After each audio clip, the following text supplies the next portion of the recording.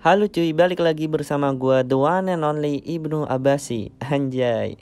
Seperti yang kalian lihat sekarang, di tangan gua ada si mantan flagship nih dari LG yang keluaran tahun 2018 yang lalu. Kalau kemarin gua bahas tentang LG G8, nah sekarang giliran seniornya nih, yaitu LG G17Q. Kira-kira worth it gak untuk dijadiin sebagai daily driver di tahun 2021 ini? Mengingat harganya yang udah merosot jauh hingga menyentuh digit 2 juta lebih sedikit. So, simak penjelasan gue setelah make nih HP kurang lebih 2 bulanan. Kita mulai dari segi desainnya dulu nih. Karena gak bisa kita pungkiri lagi bahwa desain adalah hal yang sering jadi bahan pertimbangan. Nah, kalau kalian ngikutin channel gue sejak lama, kalian pasti tahu lah, gue itu tipikal orang yang suka banget sama desain kamera yang ada di tengah kayak G7 ini. Tapi ya balik ke selera masing-masing sih, karena semua orang punya selera masing-masing. Jadi menurut kalian lebih suka desain yang mana nih? Oh iya, BTW LG G7 ini jelas pakai bahan yang premium. Ya karena ini udah masuk segmen flagship. Frame aluminium udah jelas digunain pada LG G7 ini. Dengan bagian depan belakang kaca yang tentunya terproteksi oleh Gorilla Glass 5. So ini udah mainstream lah ya untuk sebuah produk flagship. Bahkan jadi aib kalau seri flagship tapi masih pakai plastik kayak merek sebelah. Anjay. Oh ya, mulai dari LG G7 ini udah pakai layar berponi ya. Ya ngikutin tren di dunia pergadgetan lah.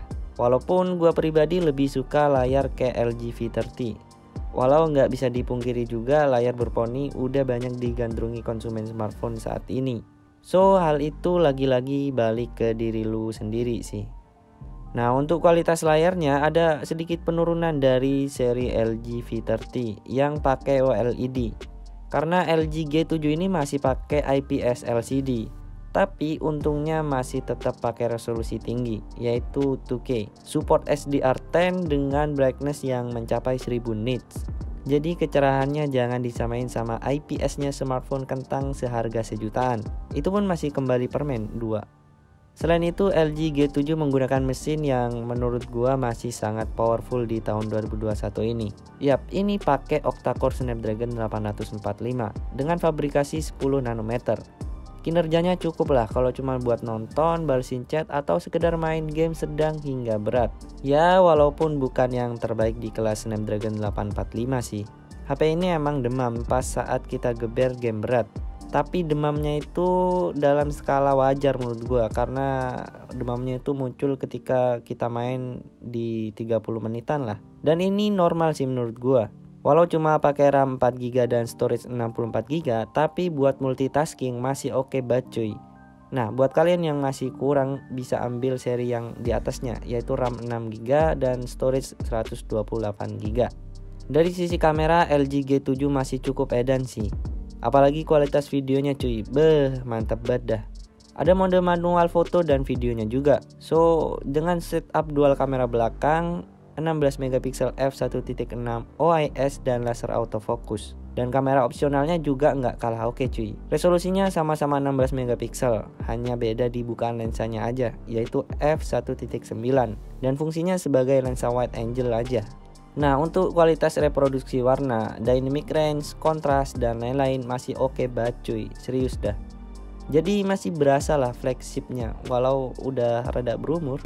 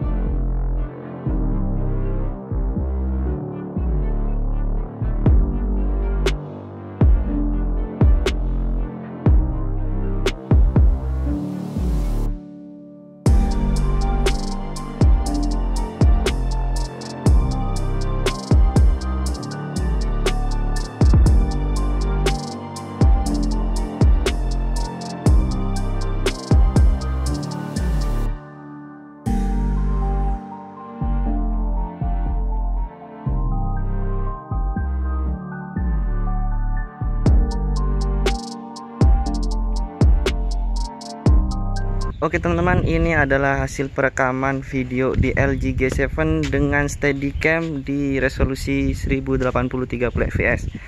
Dengan steady kamera di LG G7 ini memungkinkan kita mengambil video dengan stabil. Kita coba lari ya. Ini posisi gua udah lari. Dan seperti itu ada stabilisationnya. Nah, sedangkan ini adalah resolusi 4K 60 fps di LG G7. Silahkan lu nilai sendiri gimana kualitasnya. Oke, dan untuk yang 4K 60 fps ini tidak ada stabilizationnya, jadi dia murni pakai fitur OIS nya.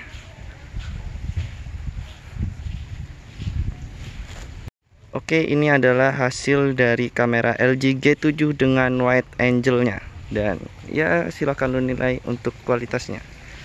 Ini cukup keren sih. Tangan gua bisa direkam dengan jarak yang cukup untuk wide angle-nya ya.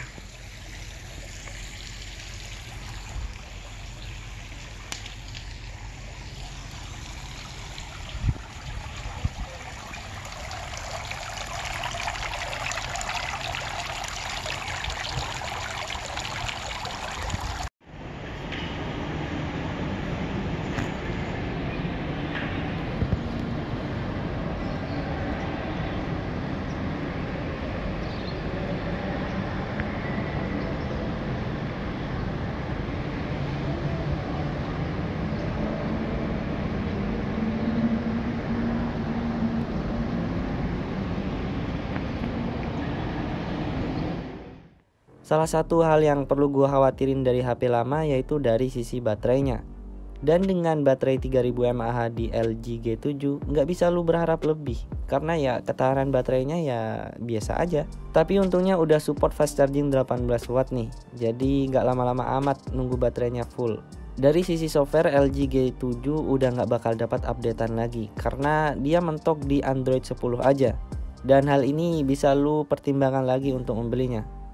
Di luar itu semua, tetap LG G7 punya kelebihan-kelebihan yang nggak bisa lu compare sama HP 2 jutaan sekarang. Mulai dari kualitas audio boomboxnya, hi-fi quad DAC-nya, kamera yang pakai optical stabilizer-nya, support video hingga 4K 60 fps, bersertifikat mil STD 810G yang bisa bertahan di kondisi cuaca ekstrim sekalipun, dan IP68 dust or water resistant kalau lu beruntung. Dan masih banyak kelebihan lainnya yang nggak bisa gue sebutin satu-satu. So, apakah menurut kalian LG G7 ini layak untuk dilirik? Terlebih lagi harganya udah mulai asik nih. Anjay. Gue Ibnu Abbasy and see you next time. Boom.